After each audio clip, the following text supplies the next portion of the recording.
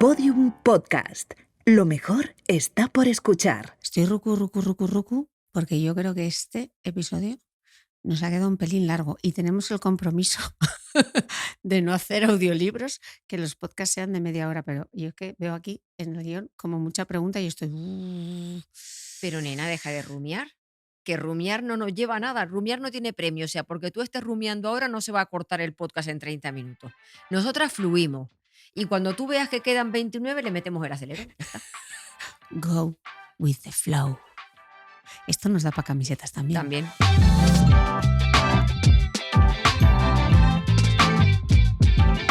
Patri, hoy vamos a empezar un pelín fuerte, así. Vamos a ponernos en materia porque tú explicas que hay un concepto en psicología muy importante que es la Santísima Trinidad de la psicología. Patri, psicóloga, dice que esta Santísima Trinidad son los pensamientos, las emociones y las conductas. ¿Cómo se relacionan entre ellos? Bueno, ya quisiera haberlo dicho, Patri. Esto viene de la historia de la psicología, la tríada, sí. Pues la tríada es como tú dices, pensamiento, emociones y conducta. Y están relacionados entre sí por todos los lados. Nuestra manera de pensar influye en nuestra manera de sentir en nuestra manera de actuar, pero si yo, por ejemplo, estoy en casa aburrida o triste y de repente digo, venga, va, me pongo música y empiezo a bailar, que sería una conducta, el hecho de ponerme a bailar igual va, me anima, pum, me motivo y de repente empiezo a pensar, ¡hala, qué guay, qué bien estoy! Y cambian mis pensamientos. Entonces yo puedo jugar con cualquiera de las tres, imagínate que es como una carambola del billar. Entonces yo puedo jugar con cualquiera de las tres bolas que al tocarla va a alterar positiva o negativamente las otras dos. Entonces siempre podemos pensar que o cambiando nuestro lenguaje interior o la manera de expresarnos, o manejando y regulando emociones, o actuando sobre nuestro comportamiento, va a haber un impacto en los otros dos. Yo es que ahora solo me he quedado con el bailecito Tan, tan, que tan, te has ta, ta, hecho. ta, ta.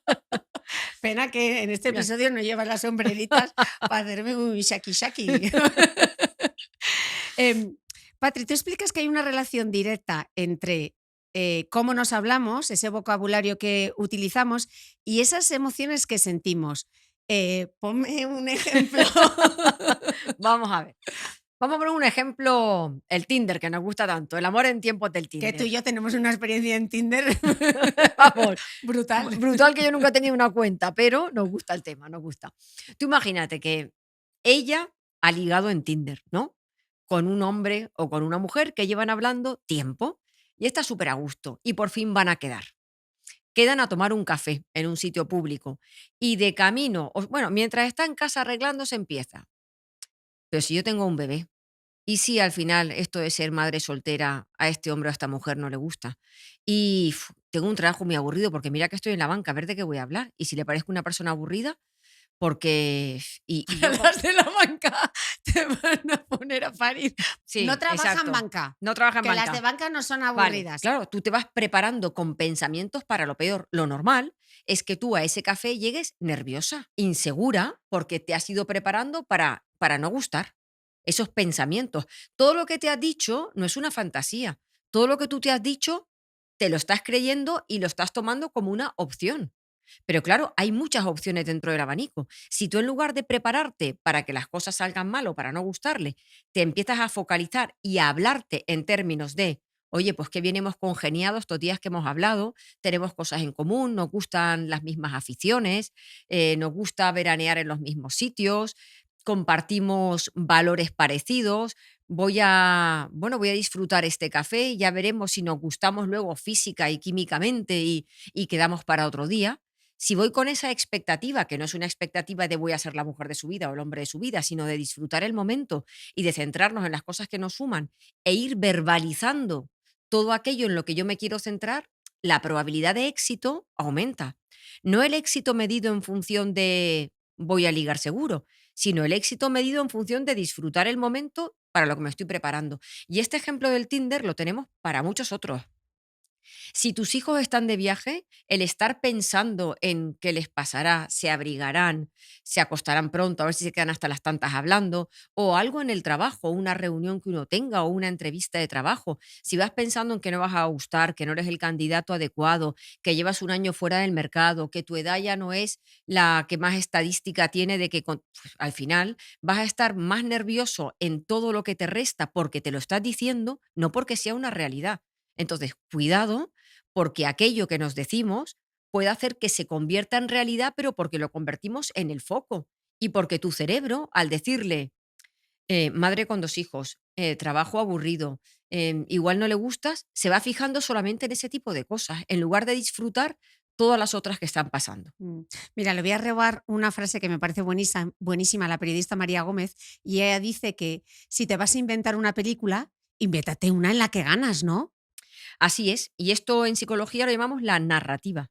La narrativa es eh, la manera en cómo tú te cuentas lo que ha pasado. Y te lo puedes contar de cara a darte explicación a hechos del pasado, pero también a prepararte para el futuro.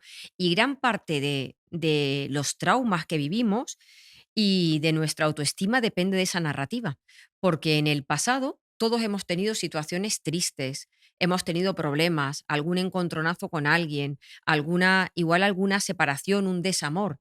Si yo pienso o hago una narrativa, ¿no? Mi pareja me dejó porque no era lo suficientemente buena, seguramente que me equivoqué, no le presté la suficiente atención. Si yo hago una narrativa subjetiva en la que me veo y me cuento la película como la culpable o lo culpabilizo a él y personalizo que me dejó porque fue egoísta conmigo, yo voy a sufrir mucho más. Si en mi narrativa está, pues tuvimos una historia que no funcionó, llegó un momento en el que no coincidíamos en el proyecto de vida, en el que igual se enamoró de otra persona, no porque esa persona fuese mejor que yo, sino porque tenía unas cualidades que le gustaban más y yo tengo otras que igual son menos atractivas para esta persona. Si yo monto esa narrativa, mi nivel de sufrimiento, implicación y de personalización es menor. Y por supuesto voy a cuidar y a proteger mi autoestima. Entonces, la narrativa de lo que nos decimos del pasado y de cómo preparamos el futuro es importante. La narrativa de cara al futuro podemos llamarla ansiedad anticipatoria o placer anticipatorio. Placer anticipatorio es algo que hoy un día me saqué de la manga, porque en psicología sí existe el miedo anticipatorio y la ansiedad anticipatoria.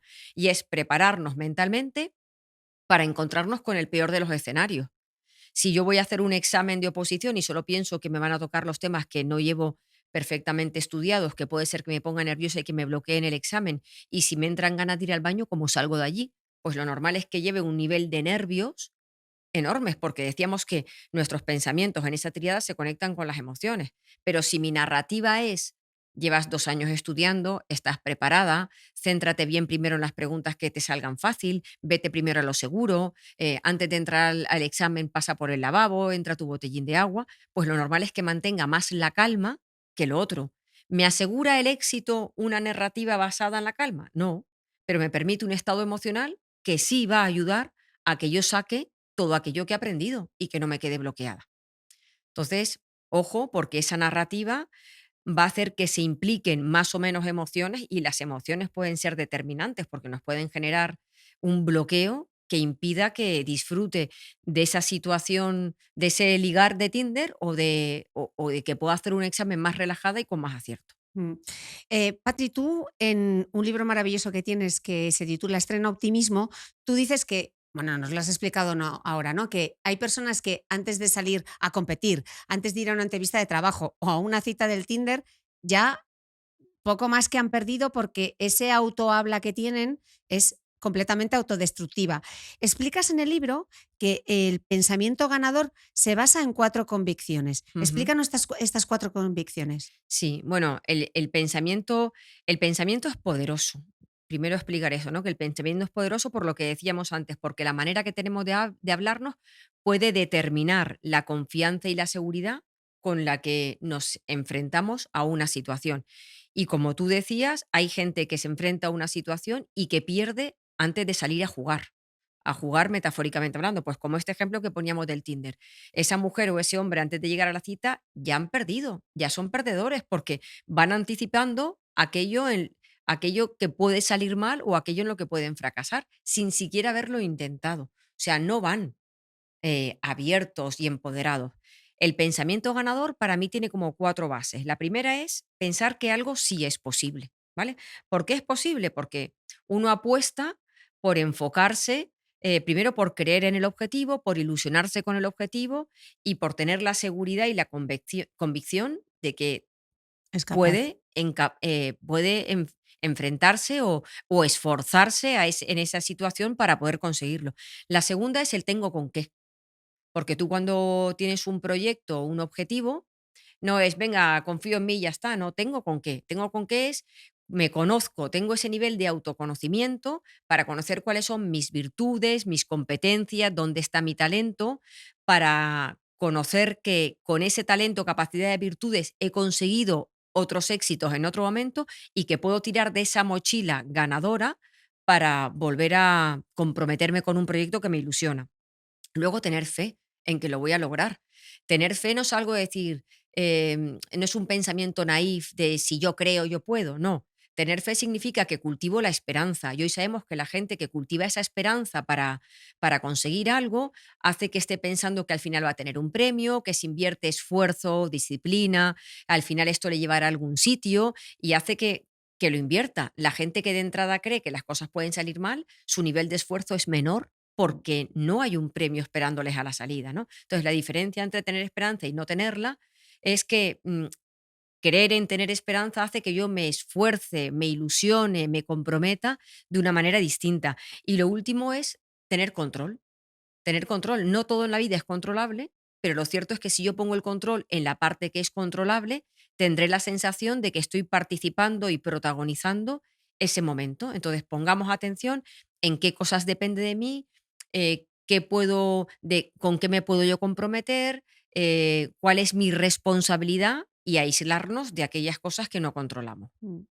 Patri, a muchos nos pasa, y aquí voy a personalizar, que aunque no nos pase algo gordo, tenemos un pensamiento recurrente que no nos abandona. O sea, es como eres como un perro de presa con ese pensamiento y estás ahí centrifugando, centrifugando. Y además ese centrifugado suele ser nocturno.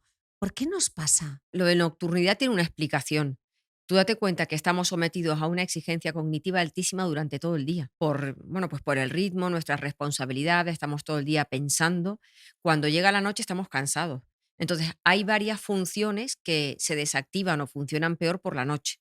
Por ejemplo, nuestra capacidad de autocontrol y fuerza de voluntad. Está demostrado que tenemos mucha más por la mañana, cuando nos levantamos, sobre todo si hemos descansado bien, que por la noche.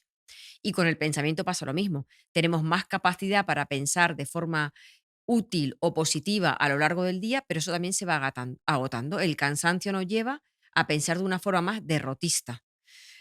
Y cuando te metes en la cama, que es el momento en el que una persona tiene que descansar y el cerebro también entiende que tiene que descansar, pues esa parte de esfuerzo que hacemos por pensar de forma positiva intenta dormir. Entonces, al meterte en la cama hay mucha facilidad para ver de una manera mucho más negativa y catastrófica situaciones que por la mañana, cuando te levantas, no te parecen tan trágicas.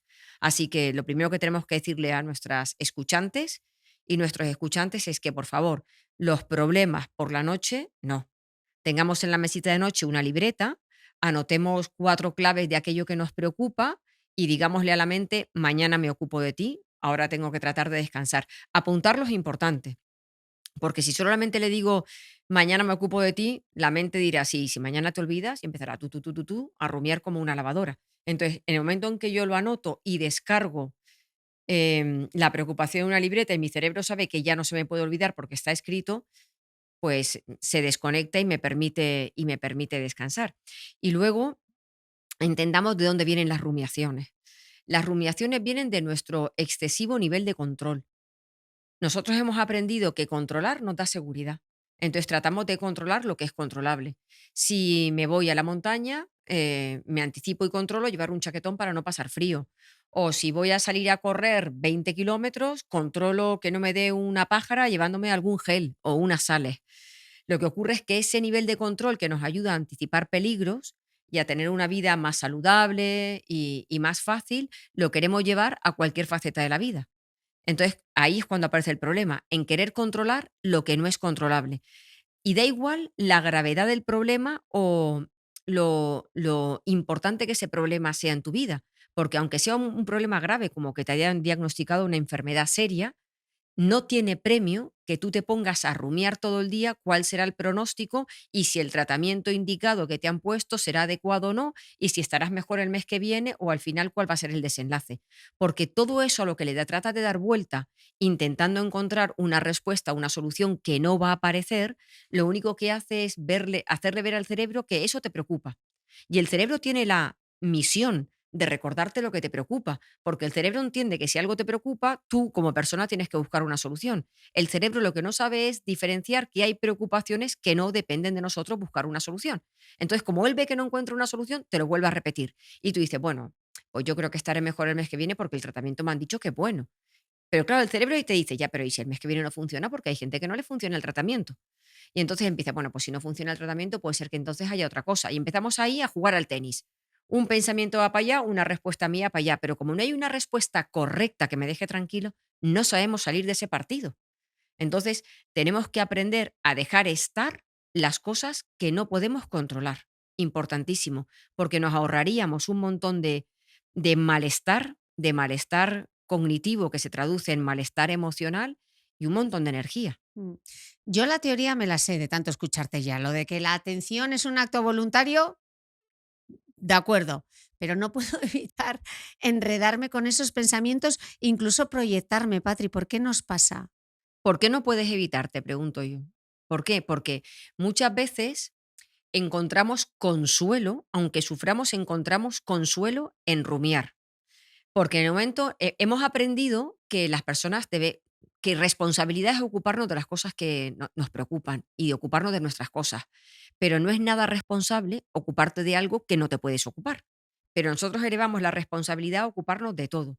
Entonces nos da gustillo, un poco masoquista, darle vueltas a preocupaciones, porque pensamos que dándole vueltas nos estamos responsabilizando. Y como la vida espera de mí que yo sea perfeccionista, responsable, comprometida, pues se supone que dándole vueltas a eso, yo me estoy comprometiendo y estoy siendo súper responsable con mis temas, que es lo que debería hacer, sin darnos cuenta que no nos lleva a ningún lado. O sea, que tenemos asociado que preocuparnos, aunque no nos lleva a ningún lado, es una conducta responsable. Y esta creencia tendríamos que romperla. La creencia es, eres responsable si te ocupas de lo que te puedes ocupar. Por ejemplo, me sale un bulto en el pecho, es responsable pedir cita e ir a que me miren.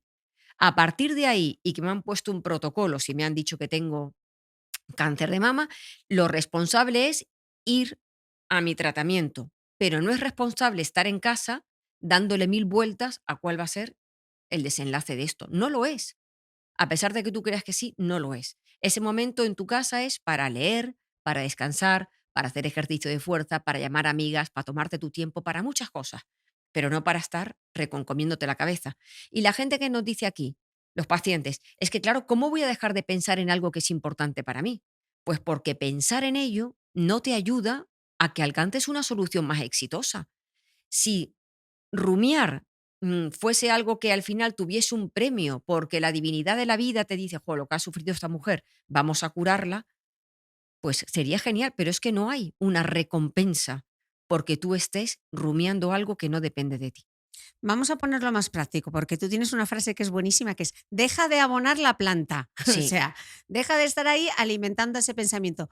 Pero claro, luego cuesta mucho. ¿Algún ejercicio práctico, Patri, para poder ignorar, dejar de prestar atención a esos pensamientos que además son súper intrusivos? sí. Bueno, lo primero que tenemos, bueno, los ejercicios prácticos que hay para esto tienen que ver con las terapias de tercera generación de la psicología, como es la terapia de aceptación y compromiso.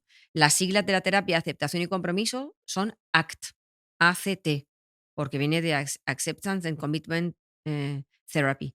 Y un libro maravilloso es el de Estrampa de la felicidad de Ruth Harris, y Steven Hayes, que es uno de los padres de la aceptación y compromiso, tiene el de sal de tu mente y entra en tu vida, que esa frase me parece, sal de tu mente, entra en tu vida, porque mientras estás en tu mente no estás en tu vida, estás para adentro, pero no estás para afuera. Entonces, en esos dos libros vienen un montón de ejemplos prácticos. Uno de ellos es mandar callar a la mente. En el momento en que entra el pensamiento y yo decido que es inútil, porque si es útil lo tengo que atender, pero si yo digo, este pensamiento no me lleva a ningún lado, puedo decirle, "Ch, gracias mente, gracias por recordarme que esto es una enfermedad grave, pero ahora no me lleva a nada hablar contigo, ya está, y lo dejo. ¿Que aparece otra vez? Lo mismo, gracias mente, y cuando digo lo mismo es gracias mente y vuelvo a lo mío. Tengo que enfocarme en lo mío. No puedo decir gracias mente y ponerme a mirar a la pared, porque lo normal es que entonces entre otra vez, ¿no? Puedo mandarlo a callar. Si eres una persona muy visual, puedes imaginar tu pensamiento escrito montado en una nube y ver cómo la nube poco a poco se lo lleva una ráfaga de viento o va en el ave y ¡boom! Desaparece de tu cabeza, ¿no? O lo dejo colgado donde dejo colgados las llaves de la puerta. Voy y lo pongo en papel y digo, esta es mi preocupación sobre que a mi hijo le vaya bien en la carrera y lo cuelgo en la entrada de mi casa. Y cada vez que aparezca digo, no, tú estás ahí con la llave, ya está, ¿no? O puedo incluso reírme de él, que Ruth Harris dice que intentes verbalizar tu pensamiento con la voz del pato Donald, ¿no? Que entonces te va a parecer como irrisorio. Si te imaginas al pato Donald en tu cabeza diciendo es que, ¿no? Pues aparece ese sentido del humor y el humor es un antagonista De la ansiedad. con todas esas preocupaciones. Entonces, hay muchas maneras de lo que se llama de fusionar. Fusionar es unirte con tus pensamientos, de fusiones, poner distancia con esos pensamientos. No se trata ni de negarlos, ni de razonarlos, ni de neutralizarlos, ni de positivizarlos. No, ya verás, todo va bien. No, no lo sabes si va a ir todo bien. Se trata simplemente de aceptar que están ahí, pero no enredarnos con ellos. Enredarnos es hablar. Es lo que yo digo muchas veces. No puede ser que entre un pensamiento en tu cabeza que no tiene solución y tú lo invites a tu casa, lo sientes, le pongas pastitas de café, le des conversación a ese ocupa. ¿Tú el ocupa quieres que esté en tu casa? No, quieres que esté fuera. Tú quieres compartir tu casa con tu pareja, tus niños y tu perro, que es lo que has elegido. No quieres que entre un vecino y se te quede ahí si es un vecino además de estos intensos y que te taladran. Querrás que se vaya cuanto antes, no lo invitas a todas las tartas que tienes en casa, cafés y chocolate. Pues aquí lo mismo. No le des café, no le des tarta, no le des galleta, no hables con él. Gracias por aparecer por aquí, te cierro la puerta en tus narices como si fuesen, pues, los testigos de Jehová que llegan y te tocan a la puerta. Y perdón por los testigos, pero es que a veces cuando tocan a la puerta son un poco Entre los intensivos. testigos de Jehová, Jehová. Y las la que trabajan banca, en finanzas, que son unas aburridas, te estás cubriendo de gloria en este episodio. Y yo, claro, ahora solamente tengo la mente puesta en los bailecitos que me has hecho y la voz del pato Donald, que no sé cómo me voy a concentrar. Pero vamos, a los pensamientos intrusivos y a los haters, bloqueo. bloqueo. La misma técnica. Sí. No me voy a poner a hablar Delete, contigo. Fuera, chimpún. Se acabó. delete, sí. Mira, Patri, me explicaba el neurocientífico Facundo Manes en mi otro podcast. Él decía que los seres humanos somos los únicos animales que somos capaces de aumentar nuestro sufrimiento precisamente a través de los pensamientos distorsivos, decía él. Pero también tenemos la habilidad de poder potenciar nuestro bienestar. Explícanos esto que nos ha contado Facundo Manes de manera práctica. ¿Cómo se puede mejorar y aumentar nuestra salud emocional? Bueno, pues justo lo que comenta Facundo es lo de la triada, ¿no? Hay palabras que nos sientan bien y nos reconfortan y otras palabras que nos dañan. Las palabras que nos dañan tienen que ver con ese vocabulario exigente con nosotros mismos, ese vocabulario con el que nos metemos prisa, con el que nos infravaloramos y que es de uso muy habitual porque las personas pensamos que tratándonos de esa manera vamos a espabilar y nos vamos a motivar, pero no es así. La ciencia ha demostrado que para motivarnos tenemos que hablarnos de la misma manera que hablamos a las personas que queremos, con amor, con amabilidad, con mucha compasión. Entonces, no estaría mal que un ejercicio práctico que nuestros escuchantes puedan poner en práctica es tener una libreta con palabras que reconfortan. Hay actividades que reconfortan, pues hay gente a la que le reconforta hacer un mandala, dibujar, tejer, ordenar, y hay palabras que nos reconfortan, ¿no?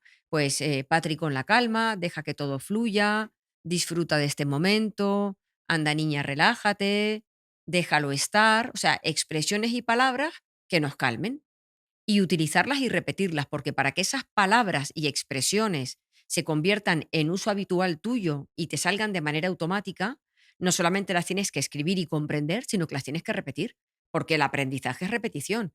Entonces yo tengo que estar todo el día, Patrick, con la calma.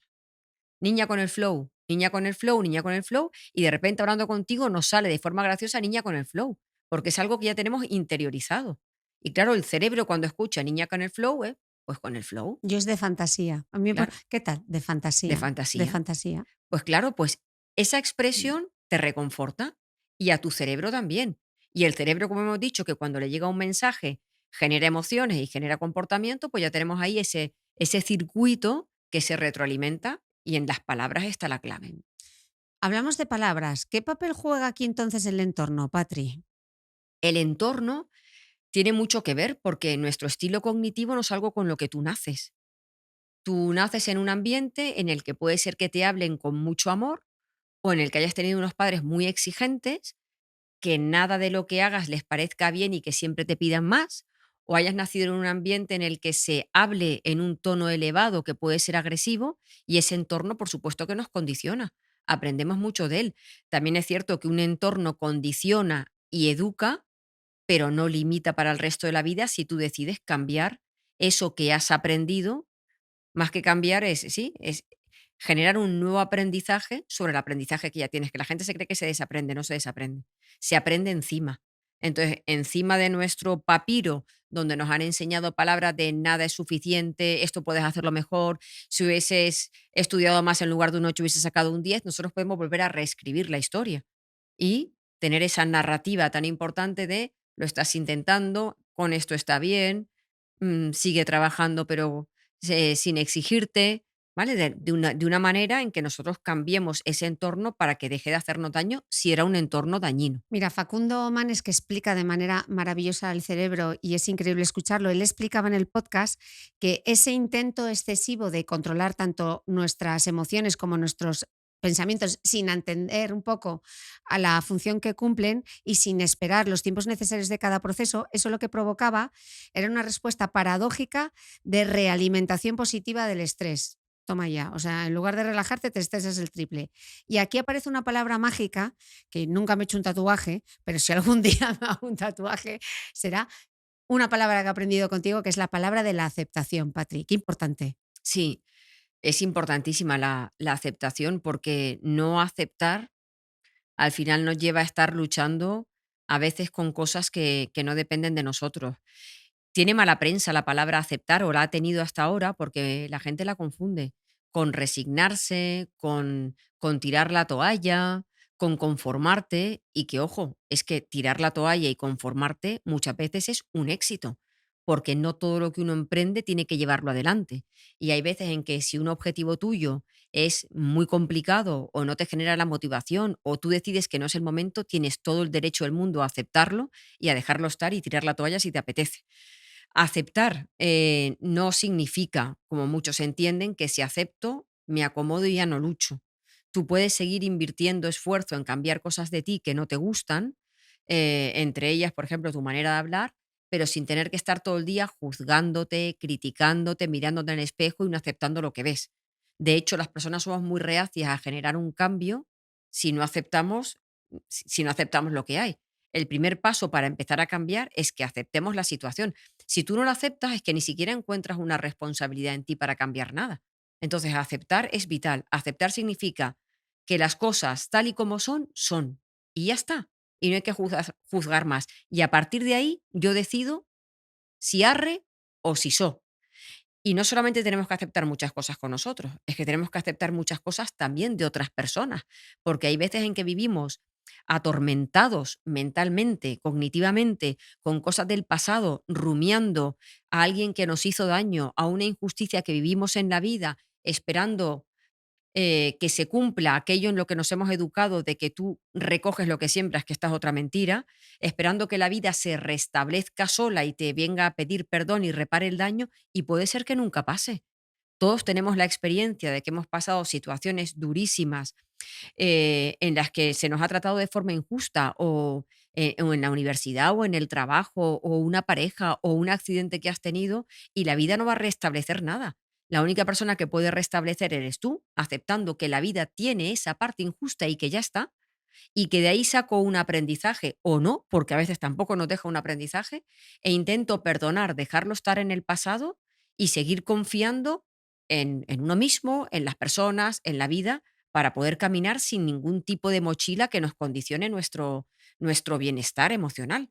Entonces, la aceptación para mí es clave.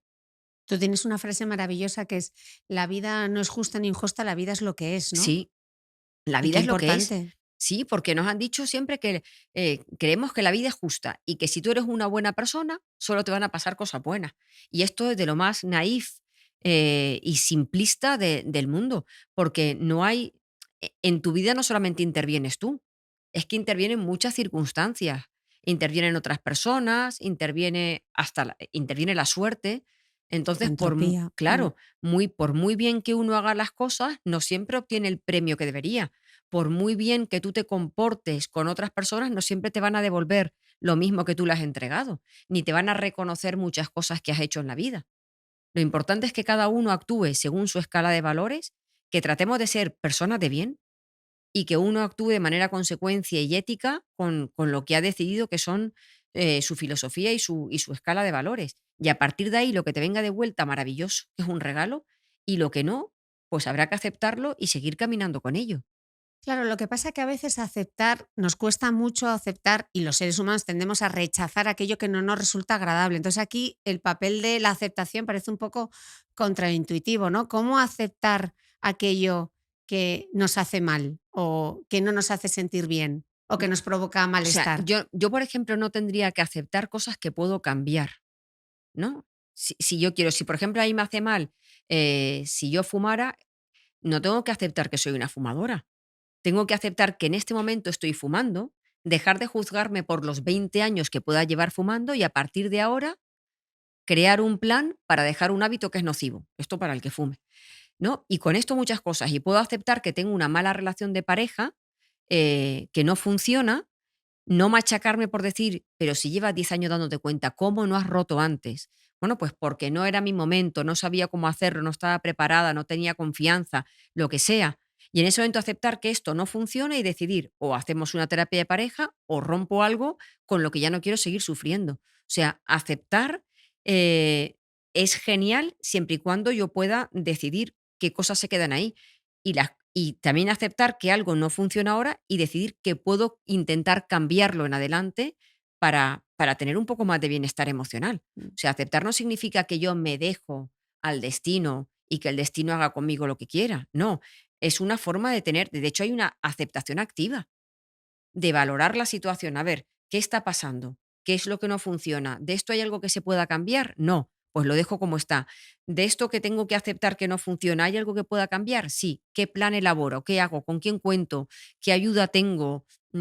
¿Qué creo? O sea, hay una aceptación activa en la que uno decide no seguir en la situación que está o uno decide que cosas del pasado que te atormentan te dejen de atormentar, elaborando, por supuesto, un proceso, que esto no es, hoy ya acepto, no, esto es un proceso en el que muchas veces tenemos que contar con ayuda de un psicólogo para que me ayude bueno, pues a manejar las emociones que me ha generado el pasado respecto a la situación que tengo y que me ayude a hacer algún ejercicio como escribir una carta a alguien que me hizo daño y en la que perdono, o alguna meditación del perdón en la que voy distanciándome emocionalmente de esa persona que me hizo daño. O sea, hay actividades y ejercicios para elaborar ese proceso de perdón y aceptación y que me ayude a vivir con mucha más serenidad, porque no se puede vivir con serenidad si tienes un pasado que te atormenta, tanto porque tú hayas cometido un error, que ese es el perdón de los el perdón, perdona, es el peor de los perdones. Perdonarse uno mismo muchas veces es algo durísimo, nos cuesta mucho más que perdonar a otra gente.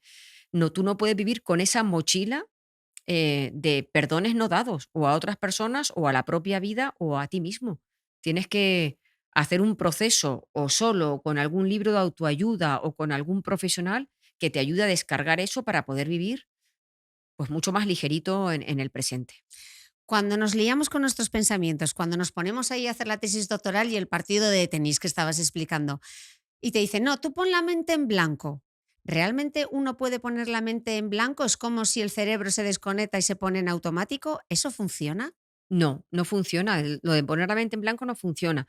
O sea, nosotros tenemos un foco de atención y podemos entrenar dónde poner el foco de atención.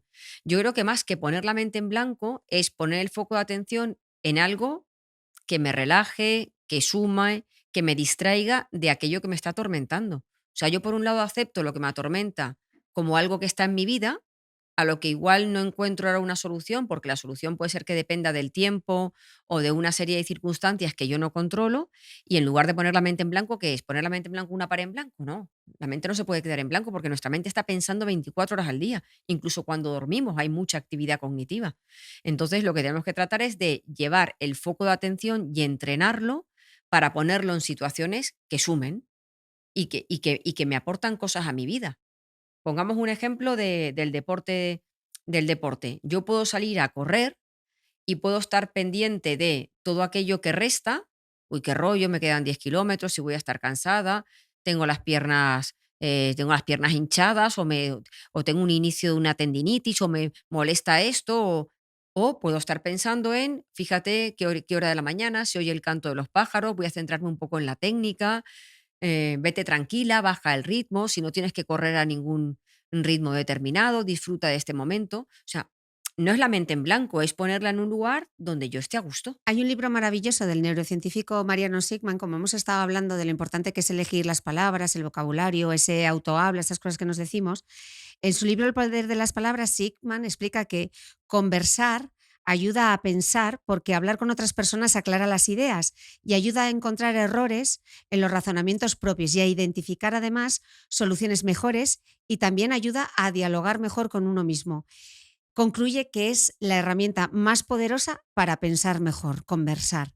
Y sin embargo, Patri, me pregunto si a día de hoy esto es posible cuando tú te metes en las redes sociales y realmente la gente no quiere tener conversaciones, lo que quiere es tener razón. Es cierto, la gente quiere tener razón. Vivimos en un momento como muy dicotómico, en el que todo está polarizado entre el blanco y el negro. Y las personas no nos sentamos a hablar con otras personas para tener curiosidad y abrir nuestro campo de visión, sino que nos sentamos con otras personas y en lugar de escuchar el punto de vista, tratamos de estar pensando en cómo convencer a esa persona de lo que yo pienso cuando esa persona acabe de hablar. Y esto es un error, porque el sesgo de confirmación que tenemos nos lleva muchas veces a buscar solo noticias que confirman nuestra forma de pensar, a leer cosas que confirman nuestra forma de pensar y nuestras teorías. Y con esto vivimos de una manera muy sesgada y no aprendemos, porque si solo lees, escuchas y te alimentas de tu criterio, no tienes la oportunidad de conocer otros puntos de vista. Entonces, conversar con otras personas desde una mente abierta para escuchar con interés qué está tratando de decir, qué parte de verdad o qué parte es interesante, es importantísimo porque nos va a dar mucho crecimiento mental, nos va a dar otro prisma que uno no está contemplando, otra manera de enfocarnos a las cosas y una apertura de mente que nos convierte en personas además más respetuosas y más empáticas, porque tenemos que entender que no estamos hartos de razón y que nuestra verdad es nuestra verdad y es muy relativa. Y cada uno tiene su verdad y seguramente las pequeñas verdades de cada uno igual forman alguna verdad completa, pero cerrarte a lo tuyo y atacar a lo otro como incorrecto es de borregos, eso es de borregos. Y que luego además yo creo que vivimos en una época de extremismos, ¿no? Que lo Sí, estamos sufriendo como o blanco o negro, no hay como término medio, o un bando, ¿de qué bando eres? ¿De este bando o del otro bando? Porque claro, los algoritmos, que son los que construyen las redes sociales, son súper perversos porque se aprovechan precisamente de esos sesgos que tenemos nosotros. Entienden que si estamos buscando determinado contenido, ese es el contenido que nos gusta y es el ujú, único contenido que nos va a ofrecer, con lo cual no nos teniendo en cuenta que la gente solo lee, como mucho, los titulares de un periódico, la gran mayoría, o se alimenta de información en TikTok y en redes sociales, claro, cuando lo que nos llega es solo información que confirma nuestros propios sesgos, que luego no nos sorprendan est las posiciones tan extremas, ¿no? claro. Y hay algo que es de un valor incalculable para mí, que es la flexibilidad de la gente. Y hoy en día la gente es muy poco flexible. De hecho, dentro de estas soft skills, la flexibilidad es un valor importantísimo a la hora de trabajar o de tener relaciones más satisfactorias, porque si tú eres una persona que piensa de una manera y que solo se puede hacer lo que tú dices, como tú lo dices y la manera en que tú lo dices, relacionarte o trabajar con esa persona es muy complicado. Entonces tenemos que cultivar esa flexibilidad mental y se alimenta de escuchar a otras personas con la mente abierta, de hacer pequeñas concesiones, porque aunque yo crea que llevo razón, pues hay planes que puedo negociar y hay concesiones que puedo hacer porque seguramente no son tan importantes en mi vida. Si las personas no hacemos concesiones con las otras, pues al final uno termina siendo un egoísta y tirando solamente para lo suyo. Y tenemos que entender que escuchar a otras personas con la mente abierta no significa que yo tenga que cambiar mi forma de ser o mi punto de vista si no me convence el otro que escuche. Pero es muy importante para el crecimiento y para la sabiduría, bueno, pues tener esa flexibilidad para aceptar que existen diferentes puntos de vista y no juzgar. Que hoy en día tú ves a alguien que lleve una pulsera de España y tú dices, este es un facha. Ya este y lo acabas de catalogar. Y puede ser una persona que le guste la pulsera de España. ¿Por qué una persona de izquierdas no puede llevar una pulsera de España? Y ya a partir de ahí ya has juzgado, has catalogado y ya decides cómo relacionarte o no relacionarte con esa persona, sin saber cómo esa persona es como padre, como madre, como cocinero, como profesional. Lo acabas de juzgar por un simbolismo y ya está. Y esa es la dicotomía que tenemos, que tú estás en un bando y yo estoy en otro, cuando seguramente las personas con alguna idea distinta tienen muchas más ideas en común o valores en común que nos unen y lo que hacemos es separarnos por aquello que nos separa. Y está creando este mundo tan complicado de convivencia. No hay más que ver a la clase política que tenemos, que es horrible. Nos están creando un ejemplo de mierda, perdona que diga Mm. esta palabra aquí, porque vemos en ellos el titular de Twitter, en lugar de hacer política, de cooperar, de hacer consensos, de buscar la solidaridad, de buscar el bien común, es cada uno tira para lo suyo, con el extremismo más absoluto que cada idea tiene, y en lugar de ayudarnos a que tengamos una unión, nos están separando. Y nosotros, como borregos, sí, como borregos que somos, encima los miramos y dejamos que nos Mm. separen. O sea, deberíamos ponerlos una cruz a todos, separarlos de nosotros y hacer nosotros una tribu. Porque las personas hemos sobrevivido gracias a la tribu, gracias a la cooperación, a las concesiones, a la solidaridad. Yo me quiero llevar bien con la gente de cualquier partido político, que por supuesto no falte el respeto a nada. Yo quiero llevarme bien con gente que piensa diferente sobre el planeta o que piensa diferente sobre lo que es la alimentación saludable o el ejercicio. Quiero llevarme bien con todo el mundo porque creo que tenemos muchas más cosas que nos unen que nos separan. Bueno, porque una cosa son las opiniones y otras cosas son las personas, ¿no? Y ese es el Claro, problema, que muchas veces no diferenciamos entre ideas y personas o opiniones y personas, ¿no? Y que luego hay que pensar que vivimos en sociedad hasta claro. la fecha. Claro, exactamente. Y que lo que nos mantiene como un, no sé, como personas, lo que mantiene, está claro, para mí lo que mantiene la unión es el amor. Y el amor con esta polaridad se pierde, porque tú dejas de querer a la persona porque tiene una idea que es distinta a la tuya y a partir de ahí la machacas a muerte y estás pensando, pero, digo, pero te estás olvidando de todo lo que esta persona aporta a la sociedad por muchos otros motivos. Pues sí. Vamos a volver al pensamiento para cerrar Sí. este episodio de manera práctica. Patri, ponnos algunos ejercicios para dejar la mente en paz. Bueno, pues yo creo que para dejar la mente en paz tenemos que aprender a tener un vocabulario que nos reconforte. Entonces, animar a la gente a que cada mañana apunte palabras que reconforten, que las utilicen, que las expresen. Utilizar los ejercicios que hemos comentado antes de la terapia de aceptación y compromiso para dejar estar todas esas rumiaciones que no nos llevan a nada y que nos descontrolan. Meditar, el hecho de meditar de manera formal o informal, la idea como de poner la atención en una sola cosa, hacer ejercicios que nos ayuden a trabajar esa concentración y la atención, nos ayuda también en la actividad física, ¿no? Porque la actividad física nos ordena mucho la mente y tanto como el dormir, el ejercicio y meditar este fondo de armario que regula nuestros neurotransmisores ojo, también nos regula mucho bajar nuestro ritmo. Un poco cambiar el ritmo que tenemos de vida. Nos ha quedado un episodio redondo. Hemos empezado con el Ta, ta, ta, bailecito, ta, ta, ta. hemos hablado del Donald, hemos terminado hablando de política, hemos nombrado neurocientíficos, Todo, todo. Pues completito, la semana que viene, más. más y mejor. Baja el nivel de exigencia, Mitre. ¿Has escuchado? Nena, no te compliques. Una producción de Podium Podcast y la coproductora. Presentación y guión, Cristina Mitre y Patri Psicóloga. Producción, Maite Lizundia y Valentina Marín Martín. Jefe técnico, Aitor Álvarez. Técnico audiovisual, Cristian Aira, Mario Arpón, José Lastra y Sandra Ceballos. Operadores de cámara, Marcos Carrasco y Emilio del Sol. Realización audiovisual, Bea Polo. Diseño sonoro, Elizabeth Búa. Jefe de proyecto de Podium Podcast, Jesús Blanquiño. Producción ejecutiva, Lourdes Moreno Cazalla. Maquillaje, Ana Martín, para Mía Cosmetics París. Y los maravillosos looks de Celia B.